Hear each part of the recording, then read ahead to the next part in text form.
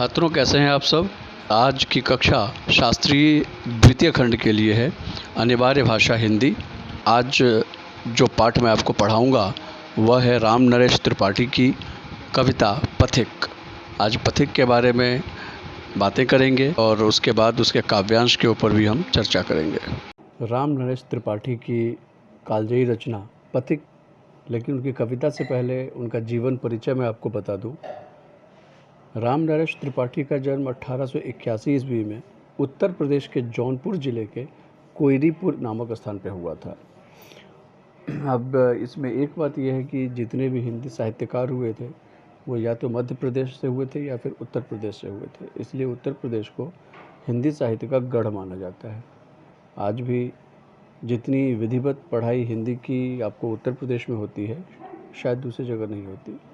खैर, जो इनकी आरंभिक शिक्षा थी वो विधिवत नहीं हो पाई। इन्होंने अपने जिस तरीके से मैथिली शरण गुप्त ने घर पे ही पढ़ाई की, राम नरेश त्रिपाठी के साथ भी ऐसा ही था। इन्होंने भी घर पे ही पढ़ाई की और स्वाध्याय से ही हिंदी, अंग्रेजी, बांग्ला और उर्दू का ज्ञान प्राप्त किया। इनकी कविताओं का विषय वस्तु बेसिकली जो मैंने बताया था कि राष्ट्रीय धारा के जो कवि थे उनमें आपको राम नरेश त्रिपाठी का भी नाम आता है। इसके बाद 3-4 नाम और हैं, जैसे मैथिली शरण गुप्त हैं, सियाराम शरण गुप्त हैं, माखनलाल चतुर्वेदी हैं, और उसी फहरिस्त में राम नरेश त्रिपाठी का भी नाम लिया जाता है। लेकिन कुछ रचनाएं ऐसी हैं जो इन्होंने प्रकृति के सौंदर्य को ध्यान में रख के लिखा है। जो इनकी प्रमुख रचनाएं वो मैं बता दूं आपको। इन्होंने 3 खंड काव्य लिखे हैं, पथिक, मिलन और स्वप्न। कविता संग्रह इनका एक है, मानसी। संपादन किया है इन्होंने कविता कौमुदी और ग्राम गीत का। आलोचना लिखी उन्होंने गोस्वामी तुलसीदास और उनकी कविताएं। राम नरेश त्रिपाठी की जो साहित्यिक विशेषताएं हैं, राम नरेश त्रिपाठी मुख्य रूप से किस चीज़ के लिए जाना जाते हैं, तो राम नरेश त्रिपाठी छायावाद पूर्व के खली बोली के महत्वपूर्ण कवि माने जाते हैं। जिस समय आपको राष्ट्रवाद या राष्ट्रीय धारा के कवि थे, इन्होंने अपने समय के समाज सुधारक के स्थान पर रोमांटिक प्रेम को कविता का विषय बनाया और इनकी कविताओं में देश प्रेम, व्यक्तिक प्रेम दोनों मौजूद है। देश प्रेम का एक छोटा सा उदाहरण भी है। इनकी एक छोटी सी कविता की चंद लाइनें हैं कि पराधीन रहकर अपना सुख शोक न कह सकता है, यह अपमान जगत में केवल पशु ही सह सकता है। तो मैं आपको अब समय नष्ट न करते हुए सीधा कविता की ओर ले चलता हूँ। और जो पथिक कविता है वो मुख्य रूप से प्रकृति को ध्यान में रखकर लिखी गई है और प्रकृति का सौंदर्य इनका एक विशेष रहा है। प्रतिक्षण नूतन वेश बनाकर रंग बिरंगा माफ़ कीजिए, बोलो।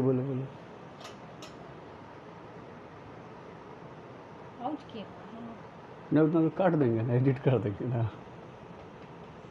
एडिट करके तब डालते हैं तो नहीं डालेंगे।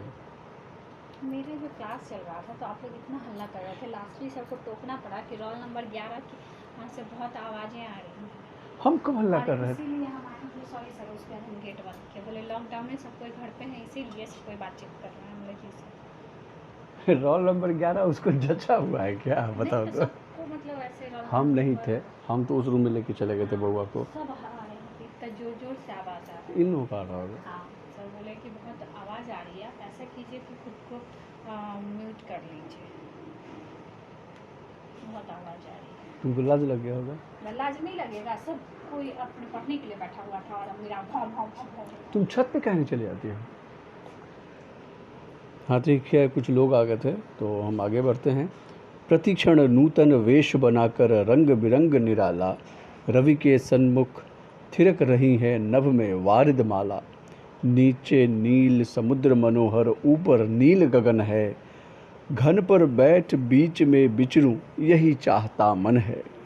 रत्नाकर गजन करता है, मलया नील बहता है, हर दम यह हौसला हृदय में प्रिय भरा रहता है। इस विशाल विस्तृत महिमा में रत्नाकर के घर के कोने कोने में लहरों पर बैठ फिरूं जी भर के।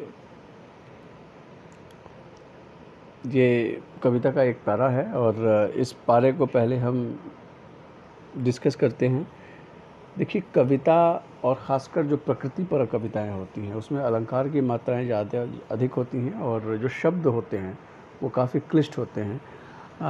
मैथिली शरण गुप्त की कविताएं या फिर अन्य कवियों की कविताएं जो बहुत सीधी चलती हैं, सपाट चलती हैं। जैसे उनकी कविता है कि माँ का एक कहानी, क्या बेटा तूने समझ लिया मुझे अपनी नानी, कहती है मुझसे यह चेती तू मेरी नानी की बेटी। तो इसमें पता चलता है कि कवि जो कहना चाह रहा है वो बहुत साधारण तरीके से अपनी बातों को रख रहा है और पाठक भी उनको समझता है।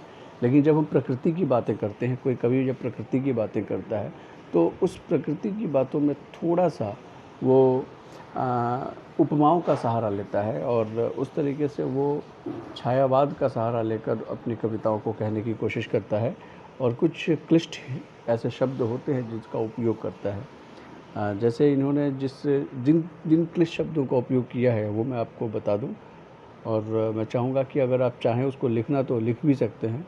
प्रतिक्षण, इसका मतलब है हर समय, नूतन, नया, वेश, रूप, रंग बिरंग, इसका अर्थ हो गया रंगीन, निराला, अनोखा, रवि, रवि यहाँ सूर्य के लिए है, सम्मुख, सामने, थिरक, नाचना, नभ, आकाश, वारिद, माला, गिरती हुई वर्षा की लड़ियाँ। वारिद माला का पूरा मतलब जो हुआ वो गिरती हुई वर्षा की बूंदें जो हैं उसको हम कहते हैं। नील मतलब नीला, मनोहर, सुंदर, गगन, आकाश, घन, बादल, विचरूं, विचरूं भ्रमण करूं या घूमूं या विचरण करूं, सारा एक ही होगा। रत्नाकर, समुद्र, मलयानिल, मलय, मलय पर्वत से आने वाली जो सुगंधित हवा है उसे मलयानिल कहते हैं। हौसला, उत्साह, विस्तृत, फैली हुई, महिमा में महान। अब जिस पारा को हमने पढ़ा है उस पारा का जो एक व्याख्यांश है वो किस तरीके से होगा, तो देखिए, किसी भी कविता का सारांश लिखने के लिए 3-4 बातों का जानना बहुत आवश्यक है। पहली बात तो यह कि यदि अगर आप कविता लिख रहे हैं, कविता का भावार्थ लिख रहे हैं, तो उस कविता का कवि आपको पता होना चाहिए, कविता किस छंद की है वो आपको पता होना चाहिए और तब आप उस कविता को लिखना, जब कविता का भावार्थ लिखना शुरू करेंगे तो उसमें थोड़ी आपको आसानी होगी। जैसे पथिक कविता है तो कविता का भावार्थ हम तुरंत शुरू नहीं कर सकते, उसको थोड़ा हम अपने तरीके से बना भी सकते हैं कि प्रस्तुत कविता पथिक प्रस्तुत काव्यांश, क्योंकि जो कविताएं आपको दी जाएंगी वो कोई एक पद्यांश होगा या काव्य का एक अंश होगा, तो उस तरीके से आप लिख सकते हैं। भावार्थ लिखने का एक तरीका है कि प्रस्तुत काव्यांश पथिक कविता से ली गई है और इस कविता के जो कवि हैं वो राम नरेश त्रिपाठी हैं। यह कविता प्रकृति को ध्यान में रखकर लिखी गई है। प्रस्तुत काव्यांश में कवि कहना चाहता है कि इतनी बातें तो आपको लिखनी ही लिखनी है। इतनी बातों के बाद फिर जब आगे आप लिखेंगे तो वो इस तरीके से होगा कि प्रस्तुत कविता में पथिक कहता है कि आकाश में सूर्य के सामने बादलों का समूह हर क्षण नए रूप बनाकर निराले रंग में नाचता सा प्रतीत होता है। नीचे नीला समुद्र है और ऊपर मन को हरने वाला नीला आकाश है। ऐसे में पथिक का मन चाहता है कि वह मेघ पर बैठकर इन दोनों के बीच भ्रमण करे।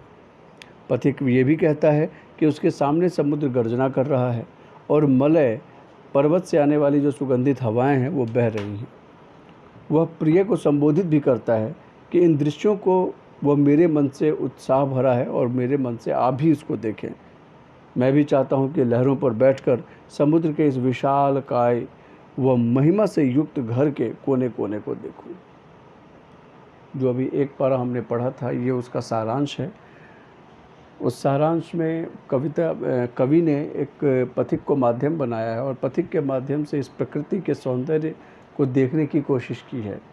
पथिक जब इस सौंदर्य को देखता है, प्रकृति के सौंदर्य को, जब आकाश में सूर्य अपनी रंग बिरंगी छटा बिखेर रहा है और जो एक उसकी खूबसूरती का जो वर्णन पथिक कर सकता है वह अपने तरीके से वह करना चाहता है कि बादलों के समूह के सामने सूर्य जब अपनी रंग बिरंगी छटा बिखेरता है तो बहुत खूबसूरत लगता है।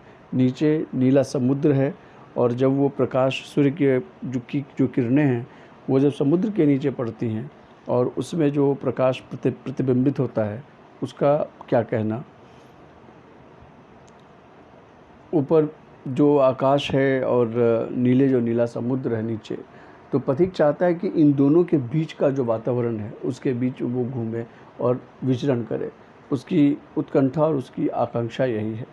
पथिक फिर ये भी कहता है कि समुद्र की जो लहरें हैं, समुद्र की लहरें जो अपने वेग से चल रही हैं वो एक गर्जना कर रही है और उधर पर्वत से जो मलय आ रही है यानी कि पर्वत से जो सुगंधित हवाएं आ रही हैं वो दोनों एक दूसरे को स्पंदित करती हैं और इन दोनों के आपसी मिलन से जो एक बयार उत्पन्न होती है, जो एक आभा उत्पन्न होती है, वह देखने योग्य है।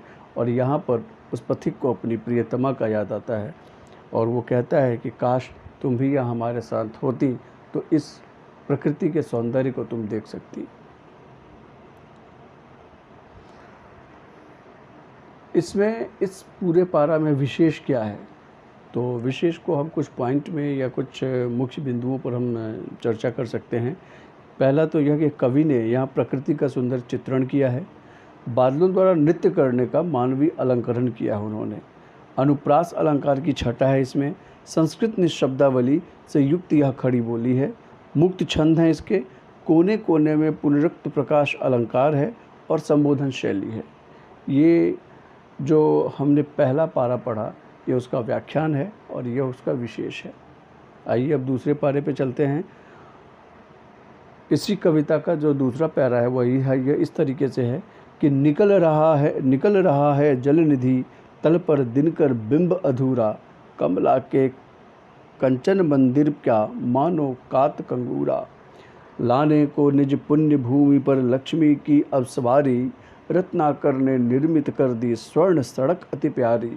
निर्भय दृढ़ गंभीर भाव से गरज रहा सागर है, लहरों पर लहरों का आना सुंदर अति सुंदर है। कहो यहाँ से बढ़कर सुख क्या पा सकता है प्राणी, अनुभव करो हृदय से अनुराग भरी कल्याण।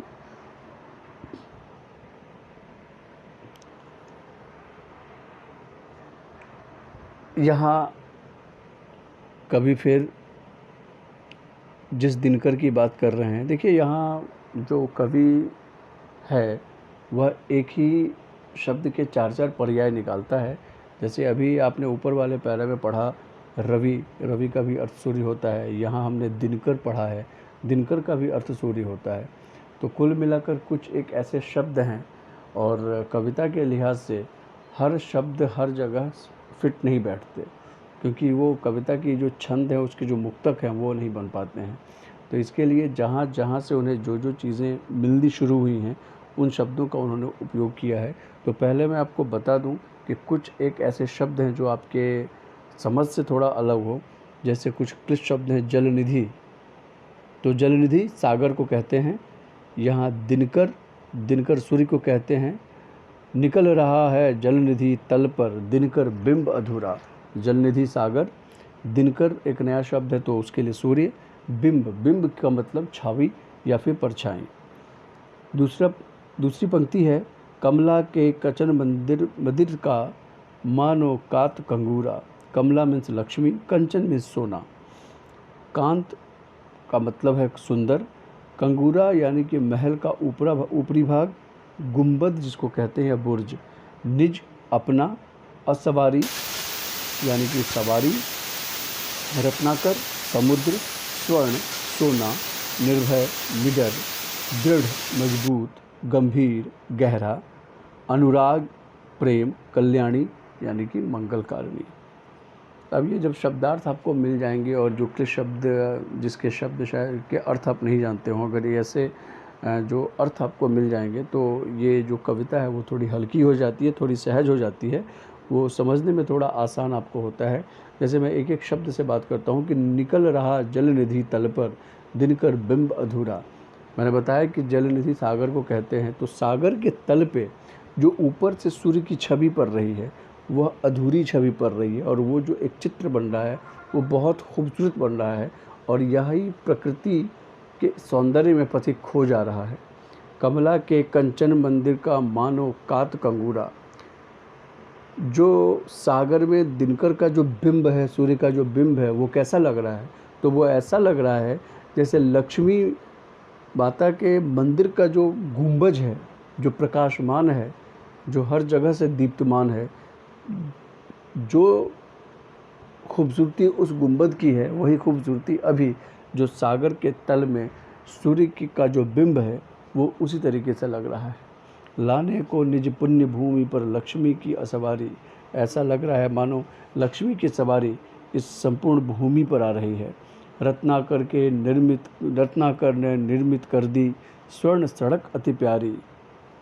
मैंने आपको बताया था रत्नाकर्ण का मतलब यहाँ समुद्र है और ऐसा लग रहा है कि मानो समुद्र ने सोने की सड़क बिछा दी है जिस पर से जो हमारी भगवती हैं माता हैं वो चल कर जाएंगी।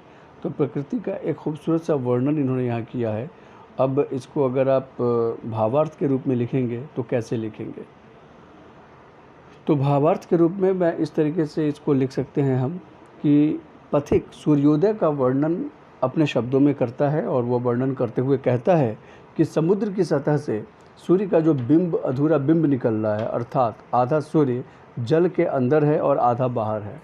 ऐसा लगता है मानो यह लक्ष्मी देवी के स्वर्ण मंदिर का चमकता हुआ गुंबद है या बुर्ज है। पथिक को ऐसा भी लगता है कि समुद्र ने अपनी पुण्य भूमि पर लक्ष्मी की सवारी लाने के लिए अति प्यारी सोने की सड़क बना दी हो। सुबह सूर्य का प्रकाश समुद्र तल पर सुनहरी सड़क का दृश्य प्रस्तुत करता है। समुद्र भय रहित, मजबूत व गंभीर भाव से गरज रहा है। उस पर लहरें एक के बाद एक आती जा रही हैं जो बहुत सुंदर हैं।